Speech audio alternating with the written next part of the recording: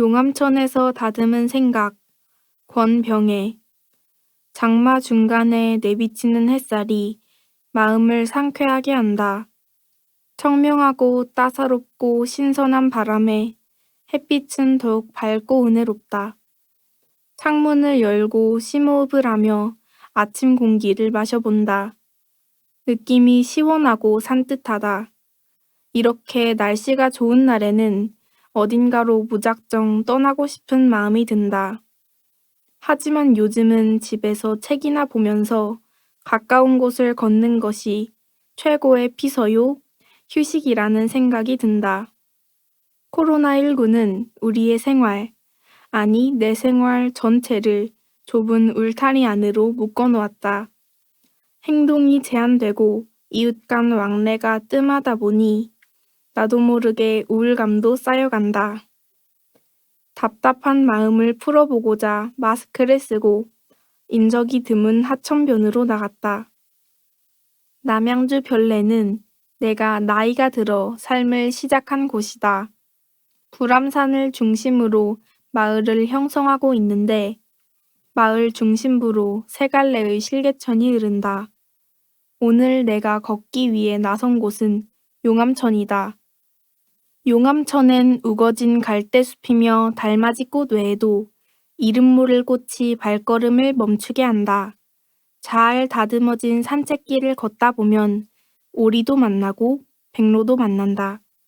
나는 그들의 몸짓 하나하나에 관심을 보이며 그들과 이야기를 하기도 하고 감정도 실어 보내기도 한다. 그들과의 대화에서는 통역이 따로 없다. 그저 자연의 일원으로 함께 살아간다는 공통인자만 있으면 모든 것이 뜻대로 잘 풀린다.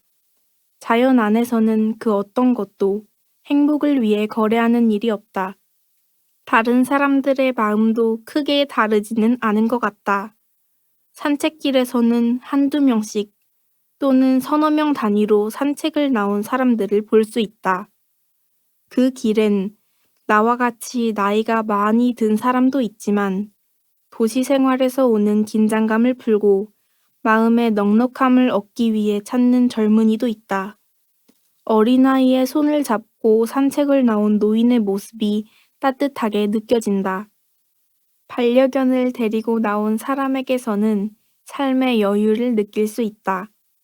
두 손을 꼭 잡고 다정하게 걸어가는 연인은 화합의 상징과도 같이 평화롭게 보인다. 모두가 어우러져 살아가는 우리의 생활 공간. 용암천을 걷다 보면 내 삶의 과거와 현재의 모습뿐만 아니라 미래의 한순간까지 다양하게 생각을 접목할 수 있어서 좋다. 10여 년 전에 다녀왔던 프랑스 세느강 여행이 불현듯 생각났다. 여행을 떠나기 전에는 많은 기대감으로 가슴이 부풀어 있었는데 가이드의 안내로 도착한 세느강변은 내가 생각했던 것보다는 많은 아쉬움이 있었다. 예전 모 방송국 아나운서가 세느강변에서 파리 특파원입니다 하며 바바리 코트 자락을 날리며 뉴스를 전할 때 나의 마음은 뛰었고 후끈 달아올랐다. 하지만 막상 현지에서 본 세느강은 나의 마음 한자리를 차지하고 있었던 그 깊은 낭만의 감정을 끌어올리지 못했다. 하지만 요즘 나는 별내동 용암천을 통해서 세상 그 어느 관광지보다 아름다운 풍경을 즐길 수 있다. 코로나19는 우리에게 많은 고통을 주고 있지만 우리에게 전하는 분명한 메시지도 있음을 안다. 우리네 생활 습관을 바꾸어야 한다는 자연의 강력한 전언을 우리는 새겨들어야 할 것이다. 그러다 보면 코로나 이후에 우리네 삶은 이웃 간 화합은 물론 가족 간 행복도 다시 찾아오리라 확신한다. 우리 모두는 현재의 상황에 대하여 너무 조급해하지 말고 초조해하지도 말며 여유롭고 평안한 마음으로 살아야 할 것이다. 한 사람 한 사람의 생활이 안정될 때 가족의 평화가 보장되고 사회의 안녕과 질서가 유지될 것이다. 우리는 좀 더 차분한 마음으로 상황을 바라보며 대처 능력을 키워 지금의 어려움을 이겨냈으면 한다. 한참을 걷다 보니 어느 순간 내가 성자의 마음을 닮아가고 있는 것 같다. 용암천에서 분출하는 희망의 긍정 에너지가 내 생각을 바꾸고 행동을 바꾸어 마음이 평온해진 것이리라. 나는 이에 만족하지 않고 나의 마음 한자리를 빌어 나와 관계 맺고 살아가는 이웃을 위해 기도를 올렸다. 모두가 건강하시고 행복한 마음 가득 품고 살기 좋은 남양주에서 인생의 꿈을 활짝 펼치시기를 간절히 소망합니다. 추억 쌓기 이금진 쩍 벌린 커다란 입 사이로 날카로운 이빨이 반짝였다. 살짝 올라간 입꼬리 사이 언뜻 보이는 붉은 혓바닥은 바로 직전까지도 먹이를 씹어먹은 듯 위협적이다. 수년 전 유행했던 영화에서 주인공들 앞을 막아서며 포효하던 그 모습 그대로. 벨로시랩터는 이제 27개월 차에 접어든 딸 앞에 서 있었다. 아이는 내 다리가 구명줄인 양 꽉 붙잡고 움직여, 움직여 하며 울먹였다. 안킬로사우루스 아기가 엄마를 찾아다니는 이야기를 본 이후로 딸은 눈만 뜨면 공룡, 공룡 노래를 불렀다. 공룡 보고 싶어. 공룡 볼래. 조르기를 수일째 나는 때이른 여름 휴가를 맞아 결심한 것이다. 그렇다면 실제 공룡의 모습은 어떤지 이 귀여운 떼쟁이에게 보여주겠노라고. 집에서 가장 가까운 공룡학습 시설을 검색하던 중 SNS 게시물에서 해시태그로 공룡과 남양주가 연다른 곳 미호 박물관을 발견했다. 야외 숲에 공룡 모형들이 꽤 많이 있는 데다 내부 카페에서는 한강을 볼 수 있고 인근에 맛집들까지 있어 어른들도 드라이브 코스로 즐길 수 있는 곳이라는 설명에 나는 나들이 짐을 싸들고 남편, 딸과 함께 자동차에 몸을 실었다. 역시 답은 이곳에 있었구나 생각하면서. 처음부터 남양주에서 살 생각은 없었다. 전라남도 광주에서 태어난 나와 경상남도 밀양에서 태어나 서울에서 자리를 잡은 우리 부부에게 경기도, 그것도 남양주시는 이름부터가 생소했다. 결혼 후 첫 아이를 갖게 되면서 우리들은 새로이, 그리고 오래 정착할 수 있는 곳을 찾아 헤맸다. 우리가 원하는 것은 아이가 즐겁게 뛰어놀 수 있는 놀이터, 워킹맘이 될 내가 퇴근할 때 편히 장을 볼 수 있는 마트, 도보로 다녀올 수 있는 병원, 약국, 가끔 외식할 수 있는 음식점들로 구성된 대단지 아파트였다. 또한 아이가 다닐 수 있는 어린이집, 유치원, 초등학교, 가능하다면 중학교까지도 주변에 갖추어져 있기를 바랬다. 부부 모두 서울에서 직장을 다니고 있어 편도 1시간 내 출퇴근도 가능해야 했다. 이러한 조건들을 서울에서 충족하기란 30대 초반의 평균 경제 사정을 지닌 우리들에게는 무리였다. 주말, 휴일마다 이곳저곳 모델하우스를 탐방하고 부동산들을 방문하며 발품을 팔았다. 그러기를 몇 주째 서너 번 방문했던 부동산 중개인으로부터 남양주시를 추천받았다. 양주, 버드나무의 고을, 낯선 발음을 몇 번이고 혀에서 굴려보며 나와 남편은 부동산을 방문했다. 커다란 지도 속 중개인이 손가락으로 짚은 남양주시의 위치는 우리가 생각했던 곳과는 너무도 동떨어져 보였다. 진입로를 둘러싼 그린벨트는 외딴 시골을 연상시켰고 서울과 있는 고속도로는 뉴스 속 귀경 귀성길의 번잡함마저 떠올렸다. 망설이던 우리 부부에게 중개인은 한번 실제로 가서 보기라도 하라며 연신 권했고 나와 남편은 떠밀리듯 떨떠름한 기분으로 차에 올랐다. 남양주시로 향하는 길은 쾌적했다. 쭉 펼쳐진 도로는 깨끗했고 열린 차창 안으로 들어오는 청량한 나무 향기들도 상쾌했다. 톨게이트를 지나 남양주시에 진입한 후 아파트들을 둘러보며 나와 남편은 서울의 소란함과는 다른 한적함에 마음이 번쩍였다. 지친 하루를 마치고 돌아와 고요함과 도란도란한 소요에 가라앉아 포근한 휴식을 취할 눈알들이 머릿속에 그려졌다. 우뚝 솟은 체육관과 아파트들 사이로 고개를 내민 나이든 나무들. 자동차 경적 소음 대신 들려오는 이름 모를 새들의 제잘거림. 게다가 번듯한 미용을 자랑하는 학교들까지. 나는 그 공기를 온몸으로 들이마시며 내가 이 도시에 한눈에 빠져들었음을 인정했다. 아이가 첫 돌을 지나 호기심의 방향을 따라 눈을 반짝이며 두 다리로 여기저기를 뛰어다닐 시기가 되자 나는 아이의 손을 잡고 주말마다 남양주의 이모저모를 탐방했다. 아이에게 번뜩이고 화려한 것들을 퍼붓기보다 은은한 자연 속 아름다움을 만끽하며 정서적 성장을 쌓아가기를 바라는 내게 남양주는 그야말로 안성맞춤인 곳이었다.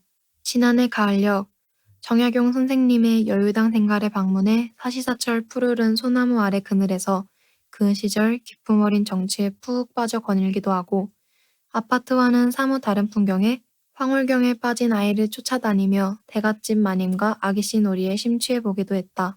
마냥 천진난만한 내 아이가 정약용 선생님의 정신을 받아 앞으로도 검소하고 지혜로운 그리고 당당한 자세로 이 세상을 헤쳐갈 수 있도록 해주십사 경건히 기도하던 중 살랑이며 아이의 옷깃을 들어올린 바람에 대감께서 내 말을 들은 게 틀림없다며 남편과 호들갑을 떨어보기도 했다.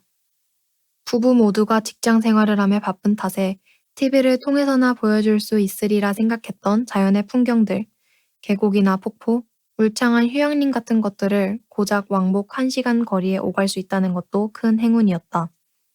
피아노 폭포에 소박하지만 힘차게 떨어지는 물줄기들의 우와, 우와 감탄사를 연발하던 아이를 지켜보며 깔깔대던 일.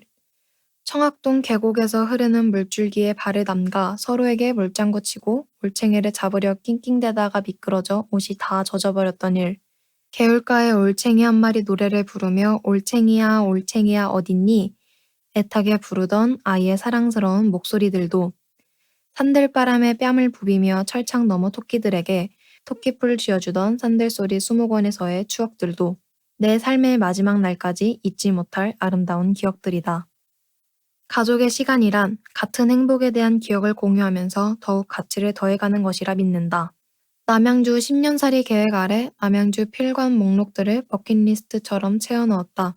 목록을 하나하나 지어갈 때마다 아직도 이곳에서 우리 가족이 함께 공유할 수 있는 것들이 많이 남아있음에 설렌다.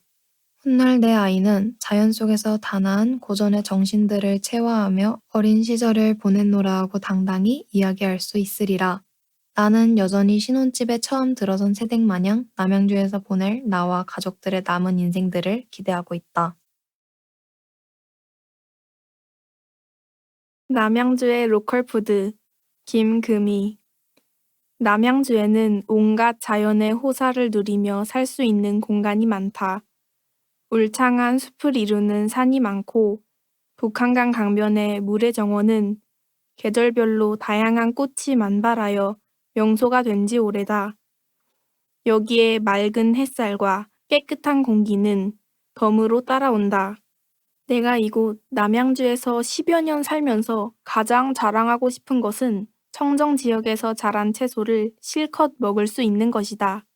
코로나로 인하여 개인의 체내 면역력이 절실한 요즘, 자연산 채소로 보약 같은 에너지를 공급받아 코로나를 이겨내고 있다. 진저읍 연평리에는 남양주에서 농사를 짓는 사람들이 직거래하는 로컬푸드 상점이 있다. 이곳에서 파는 채소는 착한 가격에다 맛도 일품이다. 나는 어린 조선호박을 좋아한다.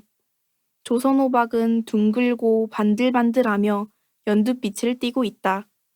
누가 호박을 못난 얼굴에 비유했는지 항변하고 싶을 정도로 예쁘다. 내 어릴 적 할머니가 못에 소뚜껑을 엎어 그 위에 기름을 두르고 부쳐준 호박 부침개가 먹고 싶어 하나 사고 조개와 같이 볶은 호박나물이 생각나 또 하나 샀다. 지인들이 생각나서 몇 개 더 사고 다른 채소도 많이 샀다. 사람들이 내가 건네는 선물을 받으면 감탄할 것이라고 상상하면서. 그러다 보니 장바구니에 채소가 수북하게 쌓였다. 계산원은 나를 보고 자주 오시는데 웬 호박을 이렇게 많이 사느냐고 묻기도 했다. 마음이 흐뭇하고 부자가 된 기분이라 웃기만 했다. 채소 가격은 하나에 1,000원 남짓하여 많이 사도 2만 원도 안 된다. 지인들은 내가 준 채소를 받고 귀한 것을 맛있게 먹었다는 인사말과 함께 비싼 물품으로 답하는 사람도 있다. 작은 것에 고마움이 넘친다. 나는 로컬푸드의 매력을 잊을 수가 없어 동두천시에 있는 로컬푸드를 찾아간 적이 있다. 기대와는 달리 채소는 거의 없고 그곳에서 생산되는 특산물에 가공식품만 있어 그냥 나왔다. 올봄에 다산 신도시로 이사를 오기 전 가장 미련이 남은 곳은 로컬푸드였다. 그동안 이곳에서 식도락을 즐기며 행복했던 시간이 이제 쉽지 않다는 생각에 많이도 섭섭했다. 며칠 전 나는 땡큐버스 90번을 타고 그리워하던 로컬푸드를 다시 찾았다. 아니나 다를까 조선호박, 상추, 고추, 깻잎 등 각종 채소가 나를 기다리고 있었다. 이곳에 근무하는 사람도 오랜만에 왔다고 반가워했다. 가격은 여전히 1,000원짜리가 많았다.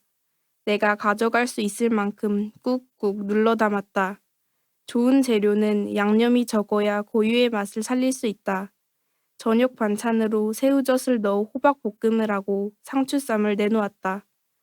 남편은 로컬푸드에서 사온 채소는 맛이 다르다고 하며 앞으로 혼자서 가방을 메고 조선호박과 상추를 사러 간다고 한다.